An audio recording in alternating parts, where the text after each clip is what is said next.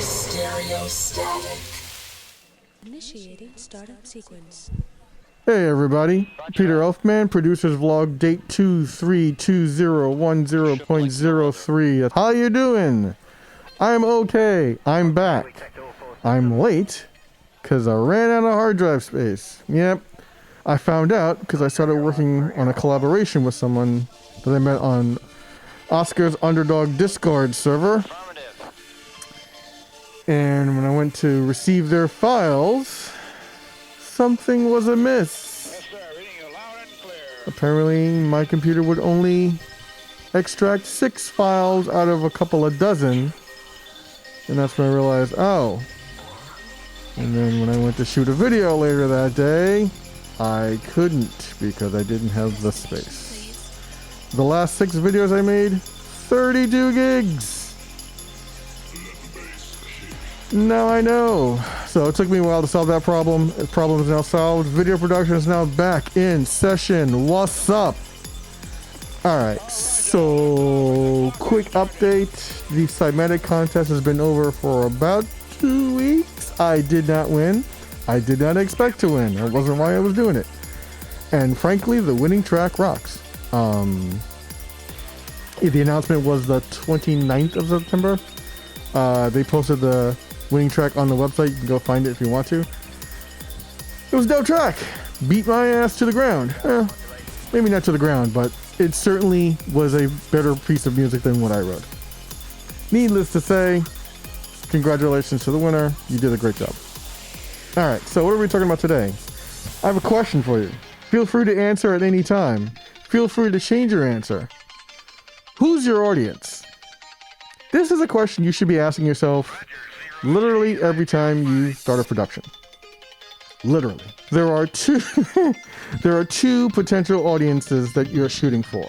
And this is true of all the arts. Music, writing, visual arts, especially visual arts, film, photography, all of that.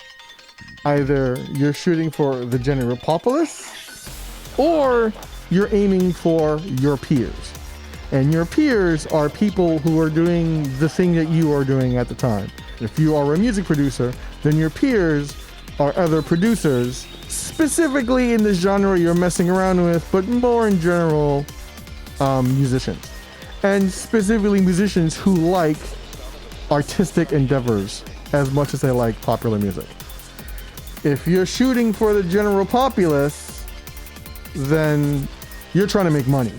And a lot of you, that's probably what got you into music production. That's not going to be, that's not a box that you have to stay in. There is such a thing as art for art's sake. And this is actually an extremely important concept. The general populace is not a fan of, what's the art? We're still, relax, buddy. General populace isn't a fan of art for art's sake in general. I think the most common descriptor for art's sake is pretentious.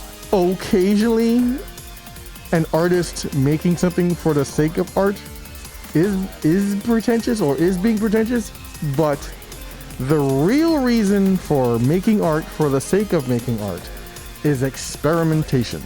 There are plenty of videos, there are plenty of YouTube videos out there. Go check out Adam Neely, he's got some stuff on it. Go check out Venus Theory, just dropped a video on the topic. I am not going to cover what they're going to cover, but it's worth checking out those 2 videos. The experimentation is how the craft moves forward. And experimentation, your personal experimentation, is how you discover the aspects of music creation that are going to become unique to you. Assuming you don't discover something that someone else already did. And even then, that combination of things is going to be unique to you unless you're blatantly ripping off someone else, which is a whole different conversation. So one of the best examples that comes to mind for art for the sake of art in terms of music is Steve Reich, or Steve Reich, I'm not sure how you pronounce his name. He is a fan of experimenting with polyrhythms in music. Like all of his tracks are like super long, like I think 7 minutes is the shortest track I've ever heard of his. I've got one that's like 13 minutes or something. It's just basically a collection of loops, each operating at a different tempo or at a different slightly different rhythm. You know, like for example, you start off with a 4-bar loop at 120, and then the second one at 122, and then a third one at 124, and then another one at 126 BPM. And you just let them go. And eventually, the patterns emerge and dissolve as the polyrhythms cross-connect and interplay with each other. And if you can stand to listen to that kind of thing, it's really interesting. But that's the kind of music that musicians, like deep musicians enjoy, and not really the general public. They just want, you know, your catchy top 5 single, top 40 single, or whatever it is.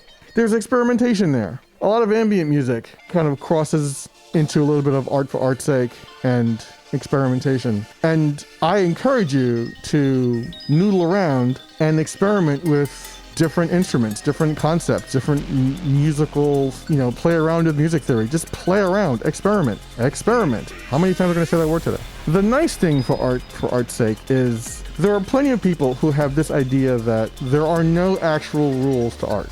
This is only true if you are not trying to make popular art. If you're a beat maker and you want to sell your beats, that is not true. If you're making music in whatever genre, that is not true. If you're a painter, if you're a photographer, that is not true. If you're a writer, that is not true. There are absolutely rules for creating a piece of work within a given genre for public consumption. The more experimental you get, the more of those rules you kind of toss out or rejigger or whatever, the more experimental that piece becomes, the less likely the odds that the general public will enjoy it. Which isn't to say that they should not be created. Like I said, there is a fantastic reason to make art for the sake of art. When you make a piece of music that is purely experimental, your target audience is yourself and other music lovers. People who love music are going to get more out of experimental music than people who don't. That's just a raw fact for art's sake. Art for art's sake is not for public consumption, and that's fine. That doesn't mean you shouldn't release it. It just means expect fewer plays. At the same time, you can create and or broaden discussion on whatever it is that you're experimenting with. Maybe you've experimented on something and you're learning from it. That is fantastic. That is the way to go. Maybe you are listening to something experimental and you want to have a conversation about it to another artist. That is another way to learn from art for art's sake. You then take those things that you've learned and go into the piece that you're going to work on for public consumption and come up with something new and different that still conforms to the rules for popular music, but it's got something else embedded into it that's uniquely yours, that you've developed. You absolutely follow the rules, but then you plug in this new thing that you've learned. That new thing that you learned from the experimentation will set your piece and or pieces apart from anything you've done prior, and also anyone else in the field, at least conceptually. There are only but so many combinations, and so it's entirely possible to accidentally hit upon a combination that someone's already done. But even then, it's not a complete copy. You know, there's still going to be elements that are going to be unique to whatever it is you're working on. I think that's going to be it for now. Today's lesson is really go out and experiment and absolutely release whatever you experiment on. Just don't expect to get the same reactions from the general public. There's an audience for it out there. It's going to be other musicians. You're going to learn something from it and potentially create dialogue that can be itself a learning experience. Or just, you know, even if it comes down to, here's something I should never do again, you still learned something. So that's going to be it. Hopefully I'm back on my regular, mostly weekly schedule. Be good to yourselves. Don't take any shit from anybody, and I will catch you in the next one.